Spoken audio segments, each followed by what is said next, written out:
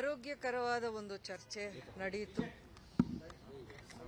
ಹಳೆಯದನ್ನ ಅಥವಾ ಏನಾದರೂ ಬೇರೆ ಬೇರೆ ಅಭಿಪ್ರಾಯಗಳು ಭಿನ್ನಾಭಿಪ್ರಾಯಗಳಾಗಿತ್ತು ಒಂದು ಕಾಲದಲ್ಲಿ, ಅದನ್ನ ಈಗ ಮನಸ್ಸಲ್ಲಿ ಇಟ್ಕೋಬೇಡಿ ಅನ್ನುವಂಥ ಮಾತನ್ನ ಹೇಳಿದ್ರು.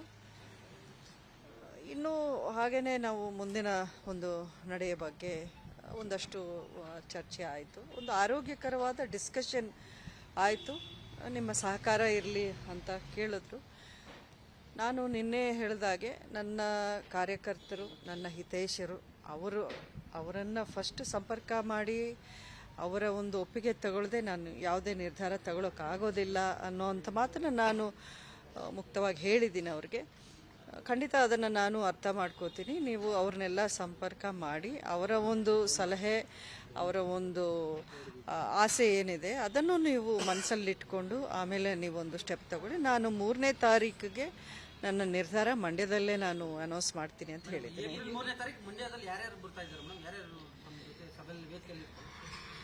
ಏಪ್ರಿಲ್ 3ನೇ ತಾರೀಕು ನನ್ನ ಜೊತೆಯಲ್ಲಿ ದರ್ಶನ್ ಇರ್ತಾರೆ. ನಾನು ಇದನ್ನು ಒಂದು ರಾಜಕೀಯವಾದ ಸಭೆ ಅಂತ ನಾನು ಹೇಳಲ್ಲ.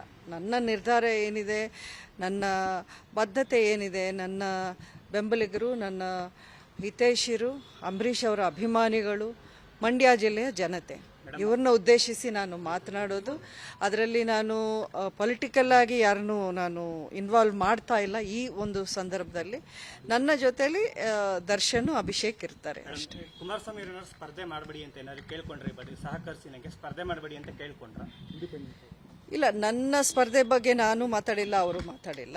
ಅವರ ಒಂದು ಈಗ ಕ್ಯಾಂಡಿಡೇಚರು, ಅವರು ಕ್ಯಾಂಡಿಡೇಟ್ ಆಗಿದ್ದಾರೆ. ಖಂಡಿತ ನಾವೆಲ್ಲರೂ ಸೇರಿ ಮೋದಿ ಅವರ ಕೈನ ಬಲಪಡಿಸಬೇಕು, ಅದರ ಅಗತ್ಯ ಇದೆ ಅನ್ನೋಂಥ ಮಾತನ್ನ ಹೇಳಿದ್ದಾರೆ. ನನ್ನ ನಿರ್ಧಾರ ಏನೇ ಇದ್ರೂ ನಾನು 3ನೇ ತಾರೀಕಿಗೆ ತಿಳಿಸ್ತೀನಿ. ಇನ್ನೊಂದು ರೌಂಡ್ ನಾನು BJP ಮುಖಂಡರ ಜೊತೆಲಿ ಒಂದು ಮಾತುಕತೆ ನಡೆಸಬೇಕಾಗಿದೆ. ಅವೆಲ್ಲ ಮುಗಿಸಿ ನನ್ನ ಹಿತೈಷಿರು, ನನ್ನ ಮಂಡ್ಯ ಜನತೆ, ಅವರ ಜೊತೆಲೆ ನನ್ನ ಅಂತಿಮ ನಿರ್ಧಾರ ಹೇಳ್ತೀನಿ ಅಂತ ಹೇಳಿದ್ರು. ಆಗಿನ ಸನ್ನಿವೇಶಕ್ಕೂ ಈಗ ಬದಲಾದಂತ ರಾಜಕೀಯ ಸನ್ನಿವೇಶಕ್ಕೂ ಏನನ್ಸುತ್ತೆ ನಿಮಗೆ ಅಂತ? ಅವಾಗ 2019 ಸಂಘರ್ಷ ಇತ್ತು, ಈಗ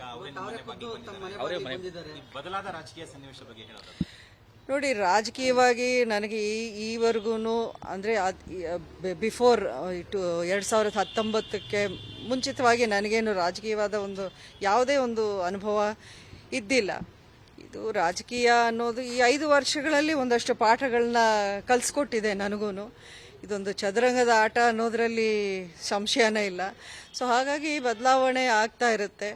ಆದರೆ ನನ್ನ ಮಟ್ಟಿಗೆ ನಾನು ಬಂದಾಗ ನಾನು ಕೊಟ್ಟಿರೋ ಮಾತು ಪ್ರತಿಯೊಂದನ್ನು ನಾನು ನಿಭಾಯಿಸ್ಕೊಂಡು ಬರೋ ಅಂಥ ಒಂದು ಪ್ರಯತ್ನವನ್ನು ಮೊದಲನೇ ದಿನದಿಂದನೂ ಮಾಡ್ತಾ ಇದ್ದೀನಿ. ನೀವು ಯಾವುದೇ ಕಾರಣಕ್ಕೆ ನೋಡಿ ನನ್ನ ಮಾತಲ್ಲಿ, ನನ್ನ ನಡೆಯಲ್ಲಿ ಬದಲಾವಣೆ ಇರಲ್ಲ.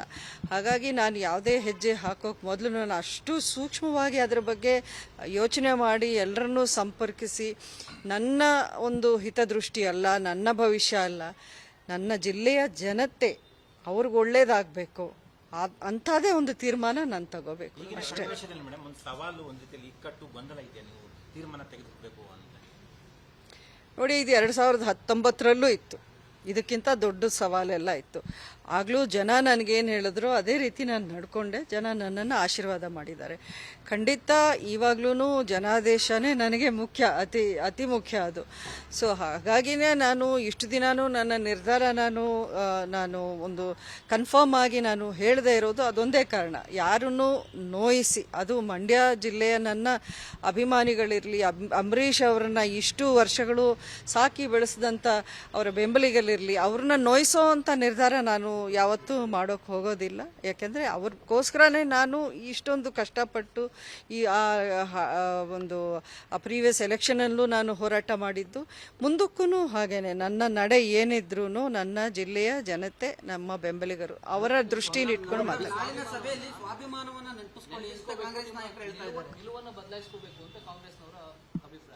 ಅಲ್ಲ, ಅವರವರ ಪಕ್ಷದ ಪರವಾಗಿ ಅವರವರು ಹೇಳಿಕೆ ಕೊಡ್ತಾರೆ, ಅದು ಸಹಜ. ನನ್ನ ನಿಲುವು ಏನನ್ನೋದನ್ನ ನಾನು ಹೇಳ್ತಾ ಇದ್ದೀನಲ್ಲ, ಮೊದಲನೇದಾಗಿ ನನ್ನ ಜಿಲ್ಲೆಯ ಜನತೆಗೆ ಯಾವ ರೀತಿಯ ಒಂದು ನಾನು ಹಾಕೋ ಹೆಜ್ಜೆಯಿಂದ ಅವ್ರಿಗೆ ಒಳ್ಳೇದಾಗಬೇಕು ಅನ್ನೋದು ನಾನು ಯೋಚನೆ ಮಾಡ್ತೀನಿ. ಹಾಗೆ ನನ್ನ ಬೆಂಬಲಿಗರು, ನನ್ನ ಜೊತೆಯಲ್ಲಿ ಇರೋರು, ನನ್ನ ಸಪೋರ್ಟ್ ಇಷ್ಟು ವರ್ಷಗಳು ನನ್ನ ಜೊತೆಯಲ್ಲಿ ಅವರೂ ಜರ್ನಿ ನನ್ನ ಜೊತೆಯಲ್ಲಿ ಇದ್ದು ನನಗೆ ತುಂಬ ಬೆನ್ನೆಲುಬಾಗಿ ನಿಂತವ್ರು, ಅವ್ರನ್ನ ಕೈ ಬಿಡೋ ಪ್ರಶ್ನೆ ಇಲ್ಲ. ಇವೆಲ್ಲವೂ ನಾನು ದೃಷ್ಟಿಯಲ್ಲಿ ಇಟ್ಕೊಂಡು ನಾನು ಹೇಳ್ತೀನಿ. ಬಿಜೆಪಿ ನಾಯಕರು ನಿಮ್ಮನ್ನ ಚುನಾವಣೆ ಸಂದರ್ಭದಲ್ಲಿ ಬಳಸ್ಕೊಂಡಿದ್ರು, ಆದ್ರೆ ಈಗ ನಿಮ್ ಕೈ ಹಿಡಿತಾ ಇಲ್ಲ, ಯಾಕೆ ಮೇಡಮ್? ಅಲ್ಲ, ಒಂದು ಚುನಾವಣೆ, ಈಗ ರಾಜಕಾರಣದಲ್ಲಿ ಸೋಲು ಗೆಲುವು ಅನ್ನೋದು ಬೇರೆ. ಈಗ ಚುನಾವಣೆ ನಾನು ನಿಂತು ಸೋತ್ರೆ ಅದು ಇನ್ನು ಬೇರೆ ಥರ ಇರೋದು. ಈಗ ನಾನು ಚುನಾವಣೆಗೆ ಅವರು ಆ ಸೀಟನ್ನು BJPನೇ ಉಳಿಸ್ಕೊಂಡು ನನಗೆ ಸೀಟ್ ಕೊಟ್ಟಿಲ್ಲ ಅಂದರೆ ಅದು ಬೇರೆ ಥರ ಆಗ್ತಿತ್ತು. ಈಗ BJPನೇ ಆ ಸೀಟನ್ನ JDSಗೆ ಮೈತ್ರಿಯಲ್ಲಿ ಕೊಟ್ಟಿದ್ದಾರೆ. ಹಾಗಾಗಿ ಒಂದೊಂದು ಟೈಮಲ್ಲಿ, ಸಂದರ್ಭದಲ್ಲಿ ಈ ರೀತಿ ಆಗತ್ತೆ. ಒಂದು ಹಿನ್ನಡೆ ಅಂದರೆ ಒಂದು ರೋಡಲ್ಲಿ ನಾವು ಹೋಗಬೇಕಾದ್ರೆ ಒಂದು ಹಲವಾರು ಕಡೆ ಸ್ಪೀಡ್ ಬ್ರೇಕರು ಹಂಪು ಬರುತ್ತೆ. ಆವಾಗ ಗಾಡಿ ಸ್ವಲ್ಪ ಸ್ಲೋ ಆಗುತ್ತೆ, ಮೆತ್ತಗೆ ಆ ಹಂಪನ್ನು ನಾವು ದಾಟಬೇಕು, ಆಮೇಲೆ ಮತ್ತೆ ಸ್ಪೀಡಾಗಿ ಹೋಗಬೇಕು. ನಾನು ಇದನ್ನು ಅದೇ ಥರ ನೋಡ್ತಾ ಇದ್ದೀನಿ.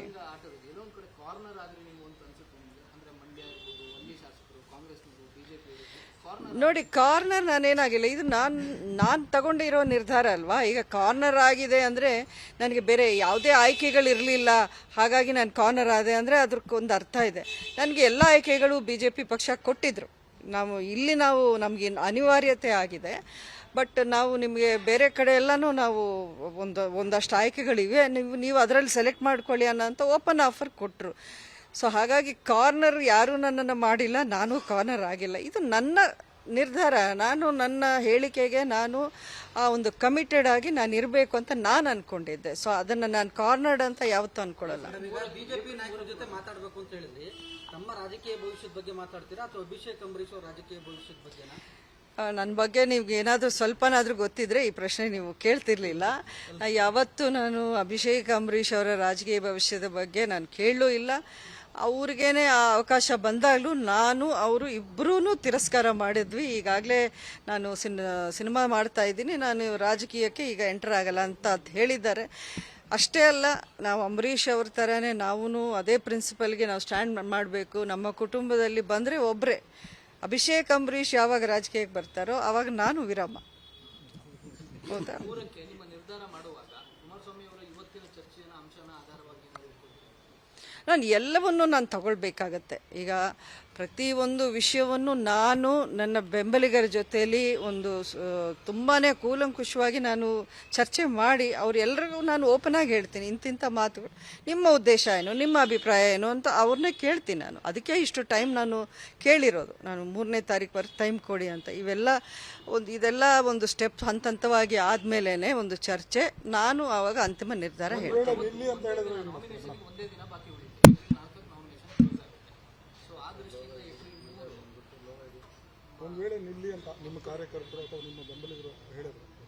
ನೋಡೋಣ, ಅವತ್ತು ಅದೇ ಹೇಳ್ತೀನಲ್ಲ, 3ನೇ ತಾರೀಕಿಗೆನೆ ನಿಮ್ಗೆ ಎಲ್ಲ ವಿಷಯ ನಿಮ್ಗೆ ಗೊತ್ತಾಗುತ್ತಲ್ಲ. ಕಾಂಗ್ರೆಸ್ ನಾಯಕರು ಯಾರಾದರೂ ಸಂಪರ್ಕ ಮಾಡಿದ್ರ, ಬೆಂಬಲ ಕೋರಿದ್ರ? ನೋಡಿ, ಈಗ ಕಾಂಗ್ರೆಸ್ ನಾಯಕರು ಬೆಂಬಲ ಕೋರಿದ್ರ ಅಂತ ನಾನು ಈ ಪದೇ ಹೇಳ್ತಾ ಇದ್ರೆ ನಾನೇನೋ ಬೇರೆ ಥರ ಅದನ್ನು ಹೇಳ್ಕೊಂಡಂಗೆ ಆಗತ್ತೆ. ಇವೆಲ್ಲ ಕಾನ್ಫಿಡೆನ್ಷಿಯಲಿ ಆಗುವಂಥ ವಿಚಾರಗಳು ನನಗೂ ಇಷ್ಟ ಇಲ್ಲ ಮಾತಾಡೋಕ್ಕೆ. ಈ ಒಂದು ಸಂದರ್ಭದಲ್ಲಿ ಯಾರೆಲ್ಲ ಫೋನ್ ಮಾಡಿರ್ಬೋದು ಅಂತ ನಿಮ್ಮ ಊಹೆಗೆ ನಾನು ಬಿಟ್ಬಿಡ್ತೀನಿ. ಅದೇನು ರಾಜಕಾರಣದಲ್ಲಿ ಹೊಸದಾಗಿ ಏನು ನಡೆಯುವಂಥ ವಿಷಯ ಅಲ್ಲ. ಇನ್ನು ಕಾಂಗ್ರೆಸ್ ನಾಯಕರು ಕೆಲವರು ಅವ್ರ ಮನಸ್ಥಿತಿ ಬೇರೆ ಥರ ಇದೆ ಅನಿಸುತ್ತೆ. ಇವತ್ತು ನೀವೇ ನೋಡಿದ್ದೀರಾ, DK ಶಿವಕುಮಾರ್ ಅವರು ಒಂದು ಹೇಳಿಕೆಯನ್ನು ಕೊಟ್ಟಿದ್ದಾರೆ. ನೀವು ಅದೇನೋ ವಿಷ ಅಲ್ಲಲ್ಲ ಹಾಂ. ಸೊ ಇದು ನನಗೆ ತುಂಬ ಆಶ್ಚರ್ಯ ಆಯಿತು ಈ ಒಂದು ಹೇಳಿಕೆಯನ್ನು ನೋಡಿ. ಯಾಕೆಂತಂದರೆ BJP JDS ಮೈತ್ರಿ ಆದಾಗ್ಲೂ ಅವ್ರು ಇಷ್ಟು ಒಂದು ಫೋರ್ಸ್ಫುಲ್ ಆಗಿ ರಿಯಾಕ್ಟ್ ಮಾಡಿಲ್ವೇನೋ. ನಮ್ಮ ಮನೆಗೆ ಕುಮಾರಸ್ವಾಮಿ ಅವ್ರು ಬಂದಾಗ ಅವರು ಅಷ್ಟು ಫೋರ್ಸ್ಫುಲ್ ಆಗಿ ರಿಯಾಕ್ಟ್ ಮಾಡಿದ್ದಾರೆ. ಇದೇ ಪ್ರಶ್ನೆನ ನಾನು ಅವ್ರಿಗೆ ಕೇಳಬೇಕಾಗತ್ತೆ. ಅಂಬರೀಷ್ ಅವರು 25 ವರ್ಷಗಳು ಕಾಂಗ್ರೆಸ್ಸಲ್ಲಿ ಸೇವೆ ಸಲ್ಲಿಸಿ ಕಾಂಗ್ರೆಸ್ಸಿಂದನೇ ಅವರು ಗುರುತಿಸ್ಕೊಂಡ್ರು. ಕಾಂಗ್ರೆಸ್ ಪರ ಅವರು ಎಷ್ಟು ತ್ಯಾಗ ಮಾಡಿದ್ದಾರೆ ಅನ್ನೋದು ಕಾಂಗ್ರೆಸ್ಸಿಗರು ಎಲ್ರಿಗೂ ಗೊತ್ತಿದೆ. ಅಂಥದ್ರಲ್ಲಿ ಅವರು 2019 ಇರ್ಬೋದು, ಅಲ್ಲಿಂದ 5 ವರ್ಷಗಳಲ್ಲಿ ಇರ್ಬೋದು, ಅವ್ರನ್ನ ನಾನೇ ಈ ಪ್ರಶ್ನೆ ಕೇಳಬೇಕು. ಹಾಗಾದರೆ ಅಂಬರೀಷ್ ಅವ್ರ ಕುಟುಂಬ ನಿಮ್ಗೇನು ಮಾಡಿದೆ? ನಾವೇನಾದರೂ ತಪ್ಪು ಮಾಡಿದ್ವಾ, ನಾವೇನಾದರೂ ದ್ರೋಹ ಮಾಡಿದ್ವಾ ಕಾಂಗ್ರೆಸ್ಗೂ ಅಥವಾ DK ಶಿವಕುಮಾರ್ ಅವ್ರಿಗೂ, ನಾವೇನಾದರೂ ವಿಷ ಹಾಕಿದ್ವಾ? ಇಲ್ಲ ತಾನೆ. ಸೊ ರಾಜಕಾರಣದಲ್ಲಿ ಯಾರೂ ನಾವು ಇಂಥದ್ದು ನಾವೇನೋ ತುಂಬ ಗ್ರೇಟ್ ಅಂತ ಹೇಳ್ಕೊಳ್ಳೋ ಒಂದು ಸಂದರ್ಭ ಆ ಥರ ಬಂದಾಗ ಮಾಡಬಾರ್ದು.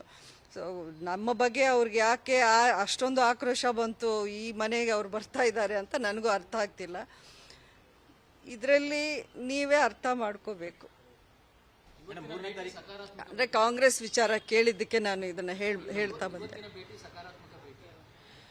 ಆರೋಗ್ಯಕರವಾದ ಭೇಟಿ ಅಂತ ನಾನು ಅಂದ್ಕೊಂಡಿದ್ದೀನಿ. ಯಾಕೆಂದರೆ ಇಷ್ಟೊಂದು ದಿನ ಒಂಥರ ಒಂದು ಕಹಿಯಾದ ಒಂದು ಏನೇನು ಅನುಭವಗಳು ಆಗಿತ್ತು, ಅದನ್ನು ಸ್ವಲ್ಪ ಒಂದು ಮಟ್ಟಿಗೆ ಮಾತಾಡಿ ಒಂದು ಮನಸ್ಸಲ್ಲಿ ಏನಿದೆ ಅಂತ ಹೇಳ್ಕೊಳ್ಳೋ ಅಂಥ ಸಂದರ್ಭನಾದರೂ ಆಯಿತು. ಸೊ ಅದು ವೆಲ್ಕಮ್ ಮೂವ್. ಅದು ಮೇಡಮ್, ಭವಿಷ್ಯದ ರಾಜಕಾರಣದ ಬಗ್ಗೆ ಏನಾದ್ರು ಚರ್ಚೆ ಆಯ್ತು? ಅಂದರೆ ಇವಾಗ ನೀವು ನನಗೆ ಸಪೋರ್ಟ್ ಮಾಡಿ, ಮುಂದೆ ಟೈಮ್ ಬಂದರೆ ನಾನು ನಿಮ್ಗೆ ಸಪೋರ್ಟ್ ಮಾಡ್ತೀನಿ ನಿಮ್ಮ ರಾಜಕಾರಣಕ್ಕೆ, ಅಂದರೆ ಮಂಡ್ಯದಲ್ಲಿ ಇರ್ಬೋದು, ಆ ಥರ ಏನಾದ್ರು? ನೋಡಿ, ಎಲ್ಲ ಡೀಟೇಲ್ಸು ನಾನು ಇವತ್ತು ಇಲ್ಲಿ ಹೇಳೋ ಅಂಥದ್ದಲ್ಲ. ಒಂದು ನೀವು ಅವ್ರ ಸಹಕಾರ ಕೇಳಿದ್ದಾರೆ, ನಾವು ಮಾತಾಡಿದ್ದು ಮೇನು ಈ ಒಂದು ಎಲೆಕ್ಷನ್ ಬಗ್ಗೆ. ಅದನ್ನು ಬಿಟ್ಟರೆ ಭವಿಷ್ಯದಲ್ಲಿ ನಾನು ಏನಾಗಬೇಕು ಏನು ಅನ್ನೋದು ನಾನು ಚರ್ಚೆ ಮಾಡಬೇಕಾಗಿರೋದು ಬೇರೆ ಕಡೆ, ಇಲ್ಲಲ್ಲ. ನನ್ನ ಪಕ್ಷದ ಜೊತೆಲೇ ನಾನು ಚರ್ಚೆ ಮಾಡಬೇಕಾಗಿದೆ. ಅದು ಇನ್ನೊಂದು ರೌಂಡ್ ಚರ್ಚೆ ನಾನು ಮಾತಾಡ್ತೀನಿ. ಅದನಂತರ ನಾನು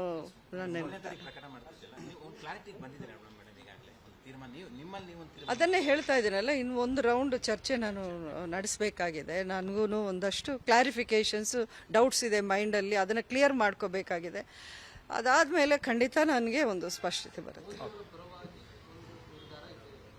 ಅಲ್ಲ, ಮೋದಿ ಅವರ ಪರವಾಗಿ ಖಂಡಿತ ಅವ್ರ ಬಗ್ಗೆ ನನಗೆ ಅಪಾರವಾದ ಗೌರವ ಇದೆ. ಖಂಡಿತ ದೇಶಕ್ಕೆ ಆಮೇಲೆ ಜಗತ್ತೇ ಮೆಚ್ಕೊಂಡಿರೋ ನಾಯಕ ಅನ್ನೋದ್ರಲ್ಲಿ ಎರಡನೇ ಮಾತಿಲ್ಲ. ಬಿಜೆಪಿಗೆ ಸೇರುವಂತ ಆಫರ್ ಏನಾದ್ರು ಕೊಟ್ಟಿದ್ದಾರೆ ಮೇಡಮ್ ಕುಮಾರಸ್ವಾಮಿ ಅವರು? ಇದನ್ನು ನಿನ್ನೆನೆ ಕೇಳಿದ್ವಿ.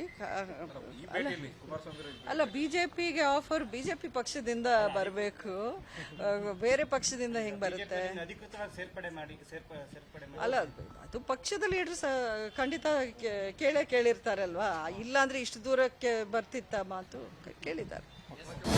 ಅನುಕ್ಷಣದ ಸುದ್ದಿಗಳಿಗಾಗಿ ವಿಸ್ತಾರ ನ್ಯೂಸ್ ಯೂಟ್ಯೂಬ್ ಚಾನೆಲ್ ಸಬ್ಸ್ಕ್ರೈಬ್ ಮಾಡಿ. ಹೊಸ ಸುದ್ದಿಗಳ ನೋಟಿಫಿಕೇಶನ್ಗಾಗಿ ಬೆಲ್ ಐಕಾನ್ ಕ್ಲಿಕ್ ಮಾಡಿ. ಲೇಟೆಸ್ಟ್ ಅಪ್ಡೇಟ್ಸ್ಗಾಗಿ www.vistaranews.com ವೆಬ್ಸೈಟ್ಗೆ ವಿಸಿಟ್ ಮಾಡಿ. ಅಂಗೈಯಲ್ಲೇ ಜಗತ್ತಿನ ಸುದ್ದಿ ತಿಳಿಯಲು ವಿಸ್ತಾರ ನ್ಯೂಸ್ ಕನ್ನಡ ಆಪ್ ಡೌನ್ಲೋಡ್ ಮಾಡಿ.